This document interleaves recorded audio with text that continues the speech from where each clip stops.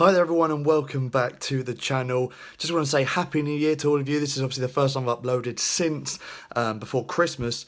The Man City vlog I think was my last upload, and just want to apologise first of all for not having uploaded since then. It's been quite slow since then. I haven't had anything to watch on the channel. That's been because of Christmas, of course. New Year I was away with the family as well, so wasn't able to go to any of the Palace games over New Year. Missed a few, including our great win against Wolves, which I'll touch on in a moment. And then also with the FA Cup game just gone, 1-0 against Grimsby, I was away for that as well. So haven't been at any games since the City game, but Watford, I will be there next Saturday, and things will go back to normal from there onwards. But I want to post a few videos up to basically, I haven't had much to give you guys on the channel since New Year, so I'll start uploading now. And it's basically going to be a Palace daily, just addressing the recent run of results over Christmas, the Christmas period, how I feel it's gone, and then also some transfer topics as well. So first of all, with the results, I think we've had a fantastic Christmas, and especially when you look at the run going into Christmas, wasn't so great. Some poor results along the way, with really big questions asked over our strikers and the amount of goals we were scoring, and there are still big question marks on that. We still definitely need a striker, in my opinion, and Roy has come out and said that, which is good to hear. I will come on to my thoughts on the transfer window just briefly at the end, but for me, I think it was a very good, bearing that in mind, it was a very good Christmas period. Obviously, the incredible win against Manchester City. Thank you guys so much for your support on that vlog, by the way. You can check that out down in the description. Fantastic vlog to do, and it was a fantastic game in general, one of the best games I've ever been to as a Palace fan, winning up there at the Etihad. I don't think anyone expected it, so I think it was the shock of it which made it that little bit more special, that no one really saw it coming, and it just came completely out of the blue. And then almost, well, not as impressive, but up there in terms of how impressive a win it was, would be Wolves. Unbelievable performance against Wolves. We thoroughly deserved to win that. Wolves were definitely not at the races. They allowed us a lot of time in the ball to play out wide. And Ayew, as 2 games in 2019, and Ayew scored in both. I don't know if there's anything happening there, but obviously I still think we need a striker. But it's good to see that Ayew's starting to finally, he finally hit the back of the net. Still question marks raised over, I think, his off-the-ball ability, the positions he can get into, but you have to give credit to him. The touch that opened it up for the Wolves goal was fantastic, and a really well placed finish with his weak foot. And then against Grimsby, he was right place, right time, cracking ball in by Schlupp, I believe it was, and a great header from him. So he scored 2 crucial goals for us in 2 games, and we all want a cup run. I think that's clear. I'm still confident we're not going to go down this season, despite our goal scoring problems. So a cup run, I think, is crucial for us and for the fans, and to keep to keep people happy, because we should be looking to try and go far in the cups.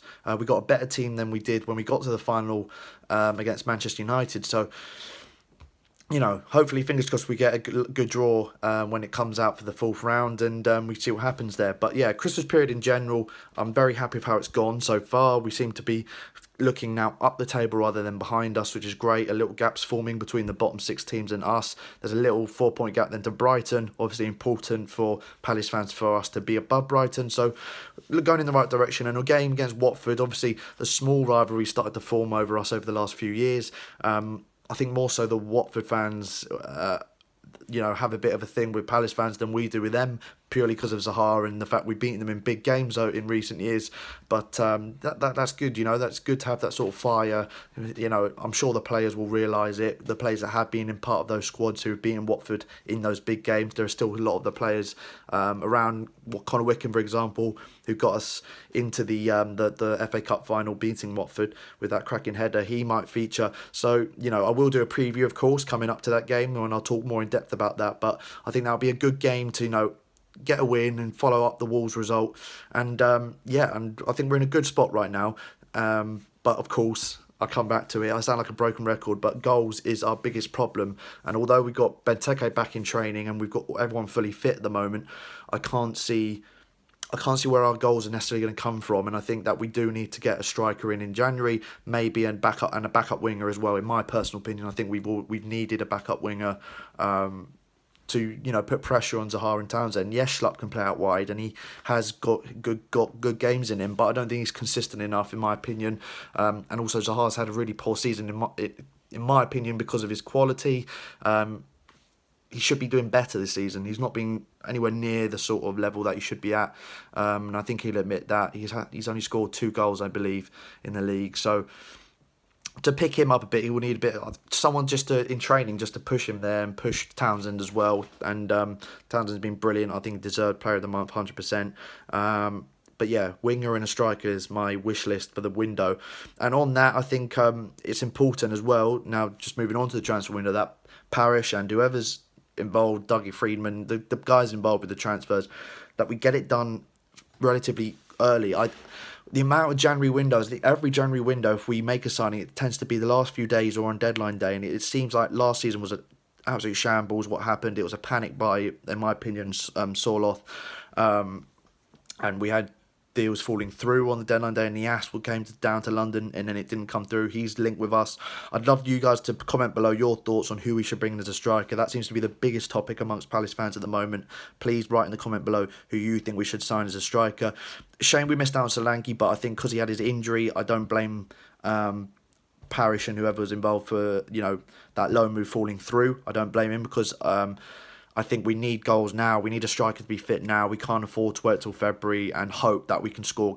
Hope the goal scoring problem cures itself. We need someone to step up and take responsibility. And at the moment, it's Ayew starting to do that. He's starting to perform better, but we can't rely solely on him and Wickham to find his feet again and Benteke to just hit the ground running. It's too risky. So to have a striker there ready to do it is going to be crucial for us. In terms of some of the names that I like the look of, Divock Origi apparently being valued around 15 million by Liverpool. I think that'd be a great signing if we can get him. Fulham have been linked with him, so if we can snap him up ahead of Fulham, that'd be fantastic. Nias wouldn't be a bad signing. I think that again, he's one of those players who I think we're a bit like Ayew in the sense that you don't know how he's going to play, and I don't see him banging in like 5 to 10 goals to the end of the season. I think that he's going to be a very streaky player. I think he'll work a lot off the ball. That seems to be how he plays when I have seen him play for Everton. But in terms of an actual goal scorer, I don't know how many goals we're going to get out of him. Of course, if you know more about any certain players like Nias, let me know in the comments below your thoughts on him and if you disagree with me. For me, Divock Origi, though, is the number one target. If you're looking further down the leagues, Rodriguez for West Brom, I think he's had obviously experience with us, Southampton and West Brom in the Premier League. I've always liked him, and I thought in the summer that he was a target we should go for. Didn't happen in the summer, but potentially could happen in winter. Haven't heard any rumours of it, but again, let me know your thoughts. And Josh Maggio is one I've heard from Sunderland. Scored a lot of goals, I think 15 goals already this season for Sunderland in League One.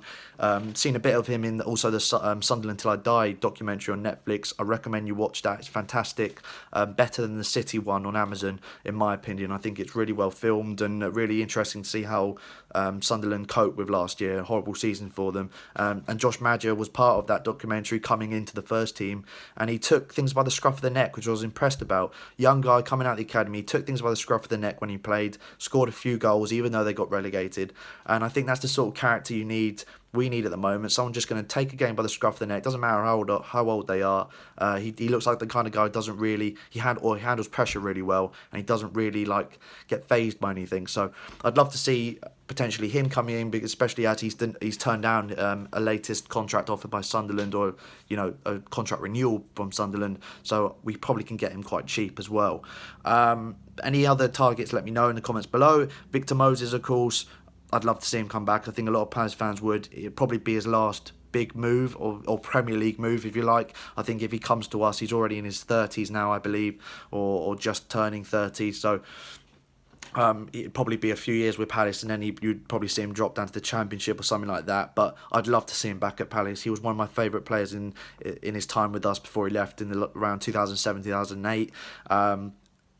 Some of my early memories as a Palace fan actually were in those years when he was there. Sean Scannell, some players, proper players coming through the academy. I would go as far as say a legend of the club, to be honest, because he's on that sort of status as Wilf. He was the same.